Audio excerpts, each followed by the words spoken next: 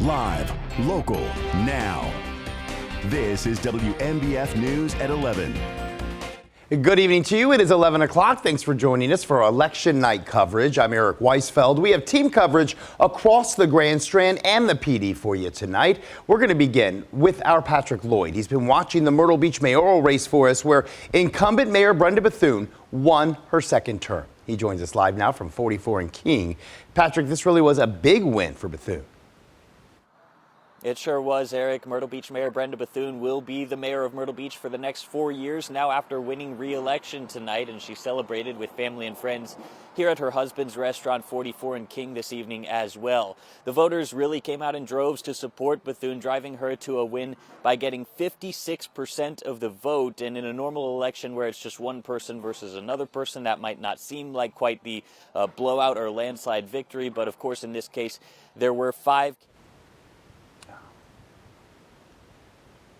Also won every single precinct. The next closest candidate was Jean Ho with just over 19.5% of the vote. Bill McClure finished just 2 votes behind Ho, while Tammy Durant and C.D. Rosa rounded out the results. Bethune told me right before the polls closed that her ideal situation for tonight would be to win outright and not have to enter a runoff, and that is exactly what happened. And she says with 5 candidates in the race, she was totally expecting a runoff, but she's glad there won't be one. Pleasantly surprised and just very, very grateful. I'm grateful to this community, to the voters, all of my volunteers who work so hard. And like I said, I'm ready to put this behind us, get back to work, and make great things happen. Bethune says over the next 4 years, she hopes to continue to combat crime in the city and to continue to revitalize downtown. Live in Myrtle Beach, Patrick Lloyd, WNBF News. All right, Patrick, we are also watching who will represent you on Myrtle Beach City Council. 3 incumbents are keeping their seats. That's Greg Smith, Jackie Hatley, and Mike Lauder. WNBF News reporter Catherine Phillips has been watching the votes being counted at the Ted C. Collins Law Enforcement Center tonight. Catherine, you spoke with the winners tonight. Eric, I did, and all 3 of them say they are just humbled and ready to get started. They say they were glad they won again, but right now they just really want to get back to work after the campaign has finally finished. Now, to avoid a runoff, since there were 5 people running for the 3 seats, each city council candidate had to get at least 2,407 votes. Now, Mike Lauder, who has been on the council since 2009, he got the most votes with 3,847 votes. Now, Jackie Hatley, who will now serve her second term, got 3,501. And Greg Smith, who will also serve his second term, had 3,333. Now, I spoke with both Mike Lauder and Jackie Hatley after the race was called unofficially. They both say they are ready to get straight to work and to continue what they've already started. I'll never take that for granted. Not at any time. I am as tickled about being reelected today as I was the first time I was elected. Looking forward to getting back in there and working with them. And again, we've got a lot of things that we have started and that we need to finish. Now, there were some provisional ballots that still need to be counted that weren't included in these totals tonight. They will look at those on Thursday when the votes are certified. City officials say they don't think this will have any overall impact on the election as a whole because there were only a few of those provisional ballots. Live in Myrtle Beach tonight, Catherine Phillips, WNBF News. Catherine, thank you. In North Myrtle Beach now, incumbent Mayor Marilyn Hatley will serve a 6th term after winning tonight. Our Zach Wilcox was there when they counted the votes, joins us live from North Myrtle Beach's City Hall. And Zach, you spoke with Mayor Hatley tonight. I sure did, Eric. She said it felt just like when she won her first mayoral election, and this is now her 6th win, her 6th term. She won by about 2,000 votes over challenger Wayne Troutman. About 70% of the vote went her way here in North Myrtle Beach, and those were the only 2 candidates on the ballot. So she was certainly celebrating tonight. She said she was going to celebrate tonight, and then tomorrow she'll be right back at work, rolling up her sleeves, getting back to work on the city council. And 6th term in office, though, continuing to do the job that she's held since 2001 here. She says she's excited to expand sports tourism and infrastructure over the next few years, admitting that she knows growth is coming to this area, and she just wants to make sure that that is controlled growth. But certainly tonight was all about celebrating and looking forward to the future the next 4 years here in North Myrtle Beach.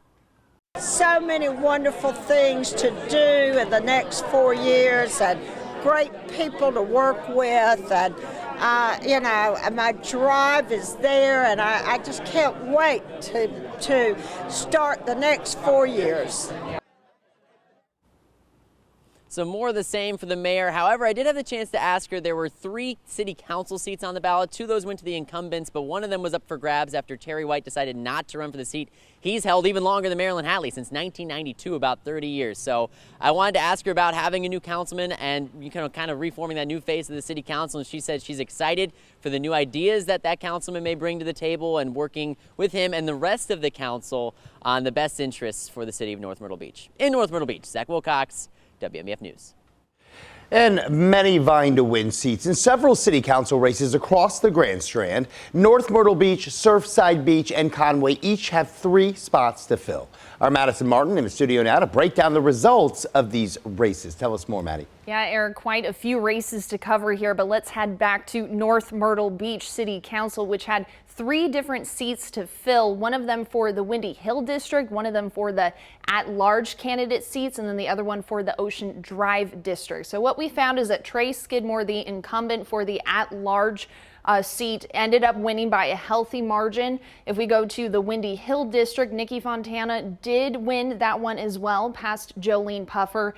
And again, for the Ocean Drive District that was recently vacated by previously the incumbent Terry White, he decided not to run for re-election, and so who came out on top by a pretty healthy margin there based on these unofficial results is Bubba Collins. If we are switching gears now and moving towards Conway City Council, 7 candidates, only 3 winners could be coming out on top. We did have 2 incumbents who were running for re-election, and we did find out that William Goldfinch did appear to retain his seat based on these unofficial results. We did find out that Shane Hubbard does not look to be one of the winners of these 3 seats. So instead, William Goldfinch staying with Beth Helms, a newcomer, as well as Amanda Butler to secure those 3 seats on Conway City Council. And then if we move over to Surfside Beach Town Council, they also had 7 candidates and only 3 people could win. No incumbents running for these seats, so everyone fresh here. We find out that Bill Kinkin, Laverne Krecklau, and Chris Stamey being the ones to unofficially be winning for Surfside Beach Town Council this evening. In the studio, Madison Martin, WMBF News. All right, Madison, want to take a look at Hartsville now. 2 candidates are heading for a runoff there. Neither Casey Hancock nor Justin Evans received 50% plus 1 vote needed to be cleared a winner outright. WMBF News reporter Cameron Crowe has been following this race for us tonight. He is live in Hartsville this evening. Good evening to you, Cameron. Eric, we don't know who the next mayor of Hartsville is yet, but we've narrowed the field down to 2. Justin Evans and Casey Hancock will advance to a runoff. Tonight officially ends the race for candidates Reverend Jim Blue, Stephen Peterson, and Jordan Flowers. Evans garnered 38% of the total votes, while Hancock received 31% of votes. Evans tells me he expected a runoff with 5 candidates in the running. He says now it's time to get back to the campaign trail and continue his public safety first message. Hancock says he's humbled to advance in this race. He says it's about people, not politics, and he's happy to see so many people support him. Now we've got 2 weeks to really bring, not only our folks out, but bring a lot of folks over to our side, and hopefully our vision for Hartsville for economic development and public safety is one that'll resonate. I'm a servant to the people of Hartsville, and I'm going to keep doing that, and I'm going to keep, over the next 2 weeks, I'm going to do the work required to convince the people of Hartsville that that's what I'm about and that's what I'm going to do. The runoff election will take place 2 weeks from today, November 16th. Reporting live in Hartsville, I'm Cameron Crowe, WMBF News. Thank you, Cameron. If you want to take a closer look at these results, as well as the results from other races we're following, it's easy. Head to our website, WMBFnews.com. Just click the teal banner on the top of our homepage. Right now, Republican Glenn Youngkin is leading the race with 51% of the vote there. Democrat Terry McAuliffe is close behind, though, with 48%. Both candidates holding watch parties right now in Virginia. Georgetown University political scientist Mark Rahm says nationally, both sides of the aisle will use the result of this race to reset heading into the 2022 midterms. Republicans don't need much political momentum to pick up a handful of seats in 2022, retake control of the U.S. House, and effectively wield a veto over President Joe Biden's future agenda.